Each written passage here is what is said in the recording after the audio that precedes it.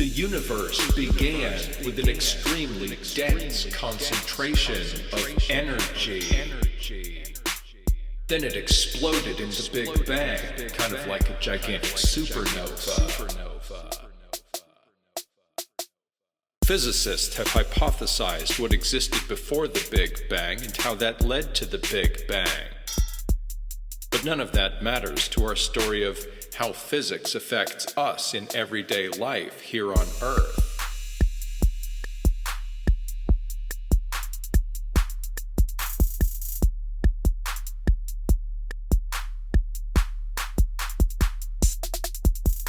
The Big Bang is where change equals motion began. The energy started moving outward from that point of origin. As it did, it began cooling off. Some of it turned into subatomic particles called quarks. Quarks are basically droplets of gigantic supernova. Physicists have hypothesized what existed before the Big Bang and how that led to the Big Bang. But none of that matters to our story of how physics affects us in everyday life here on Earth.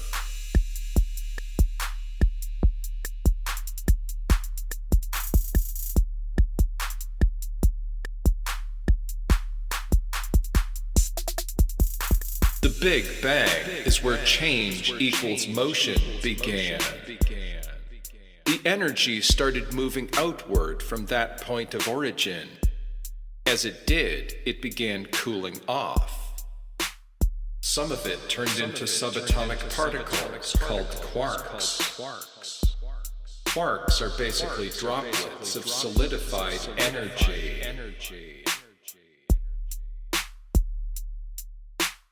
There are two forces in the universe. That means the universe has two properties that make change equals motion happen. One is gravity. The other has a really weird name. Because over the years, scientists discovered different manifestations of it and called it different things before they realized it was all the same thing. That's called electro-strong-weak force. Electro is an abbreviation of electromagnetism, which refers to two other ways people discovered the same things.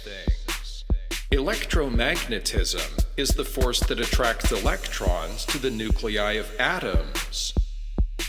That's the force that makes electricity and electromagnetism happen, and also the force that powers chemical reactions, including fire and the digestion of food. Weak force is the force that binds protons and neutrons together into the nuclei of atoms. Strong force is the force that binds quarks together to form protons and neutrons. Electrons don't have strong force bonds because they're individual quarks.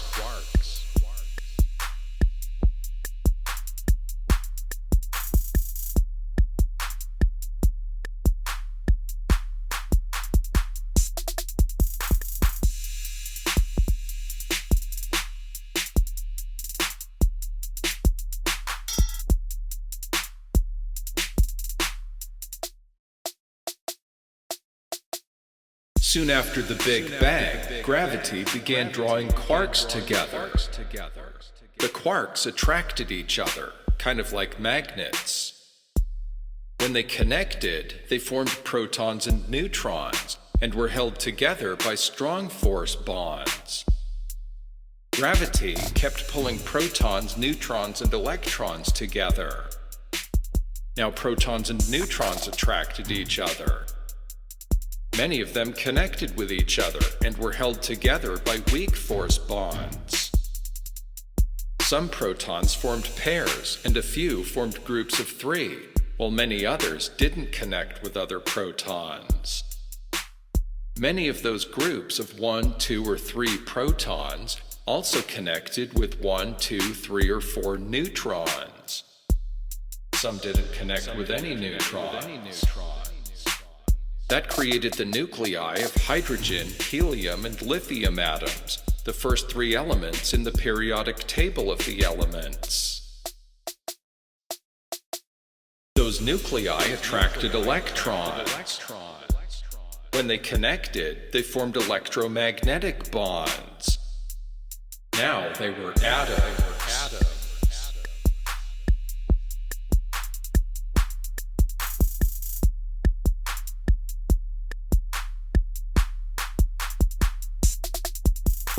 Gravity was still pulling things together. Now these atoms were forming clouds.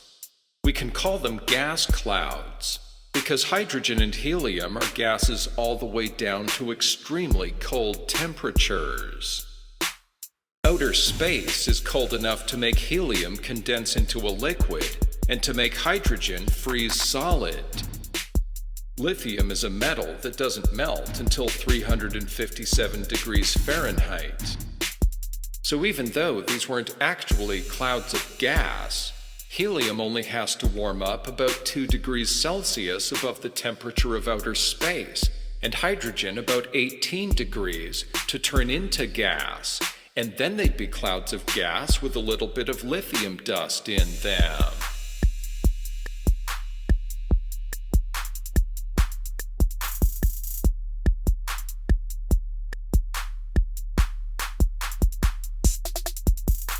Now something new was happening. Since everything was moving outward from the Big Bang, but gravity was drawing things toward each other, that made everything move outward and sideways at the same time. That made these clouds rotate. The force of gravity increases with mass. The bigger the clouds got, the more atoms they attracted.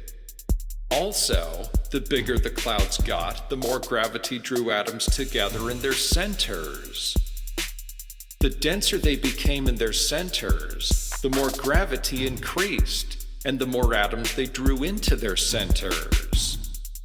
When enough atoms accumulated in the centers of the clouds, the force of gravity became so strong that it started tearing the nuclei of atoms apart.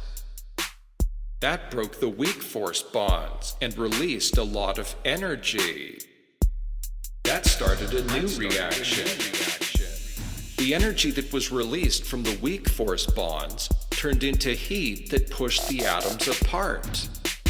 Now two forms of change equals motion created balance equals stability. Gravity pulled the atoms together and broke their nuclei at the same rate that the heat from the weak force pushed the atoms apart. That created a stable reaction. That's what a star is.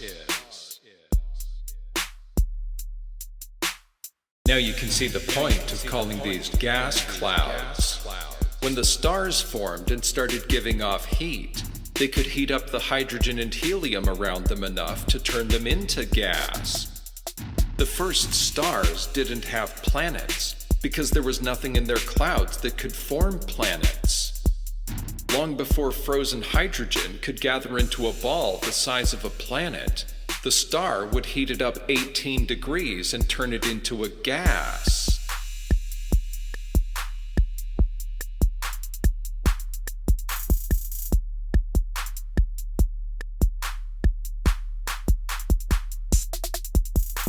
With all that gravity inside the stars, many protons and neutrons were getting crushed together and forming bigger nuclei. That created the nuclei of all the elements up to iron with 26 protons. Eventually, a star breaks so many weak force bonds, there aren't enough left to keep the reaction stable anymore. Then gravity overpowers the heat from the weak force and the star collapses. Gravity draws the particles in the star together until the star becomes so dense and its gravity becomes so strong that it starts breaking the strong force bonds in the protons and neutrons and breaking them up into quarks. That releases the strong force energy. Then, one of three things happens.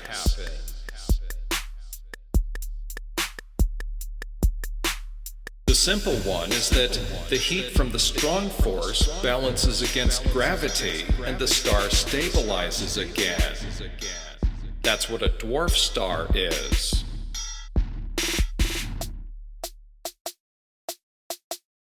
If the star collapses too quickly to stabilize into a dwarf star, it breaks so many strong bonds at once that it explodes.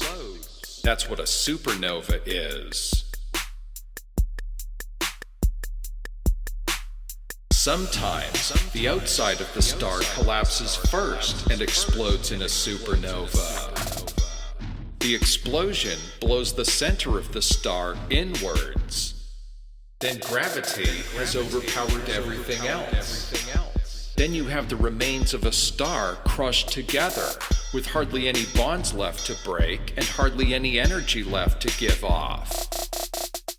Then you have a star with a massive amount of gravity that doesn't give off light. In fact, its force of gravity is so strong, it sucks light in from outside. That's what a black hole is.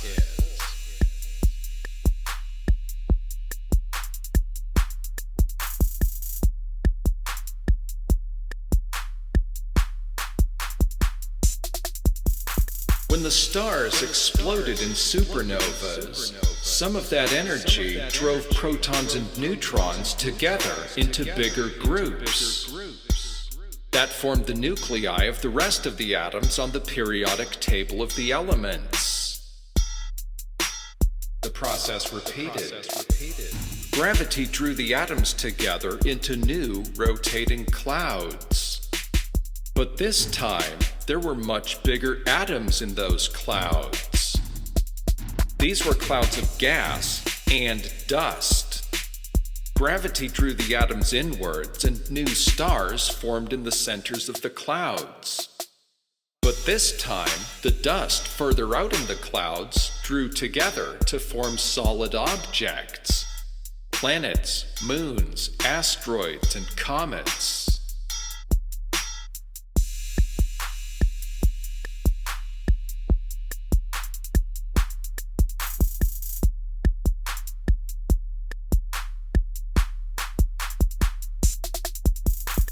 Stephen Hawking connected the stories of cosmology and particle physics in his book, A Brief History of Time, in 1988. I'm sure other people have written other books about it since then that are easier to read.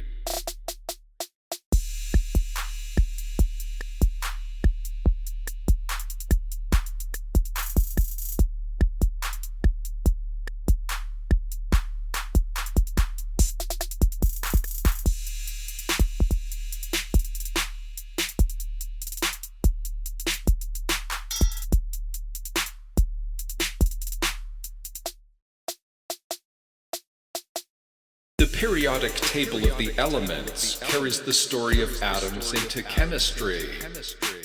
It was first compiled in 1869 by a Russian chemist named Dmitry Mendeleev. It was a chart of all the elemental chemicals that chemists had discovered to that point. Chemicals like hydrogen, helium, carbon, nitrogen, oxygen, iron, and copper could be combined into other chemicals, but couldn't be broken down into other chemicals. No matter what reactions chemists put those chemicals through, or what new chemicals they produced, they could always perform another chemical reaction on the new chemicals and get those original chemicals back. The properties of the elements were discovered through a lot of experimentation. Those were a lot of clues that led to the discovery of atoms. The properties of elements are first principles of chemistry. This is constant equals constant. We don't know why they exist, and we may never know, But we do know that no alternatives have been discovered. We keep using this information and keep getting reliable results, even if we don't know why this information is reliable.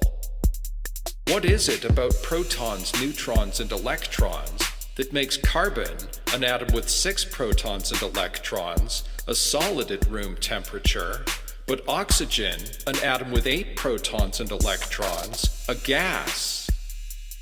Iron has 26 protons and copper has 29. So why does that make iron so much harder than copper? Those are the kinds of questions that either nobody knows the answers to, or the answers are so complicated hardly anyone cares.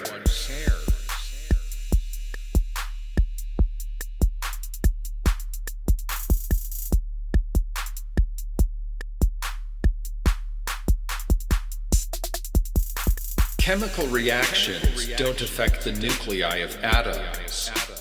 They shift electrons around among atoms.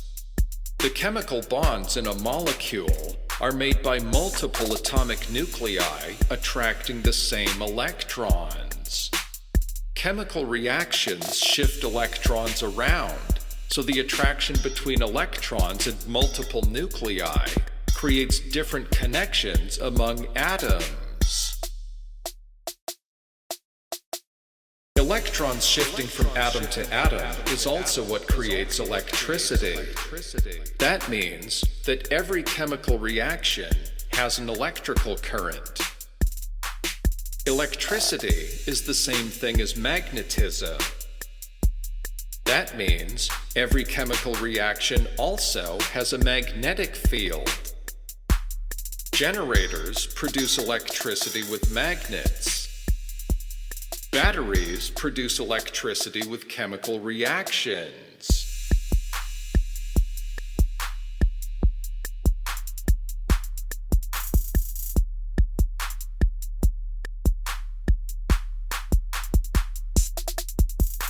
This story of physics and chemistry tells us two important things. First, life evolved on Earth from a chemical reaction that was started by geology. Second, chemical reactions producing electrical currents eventually led to the evolution of brains.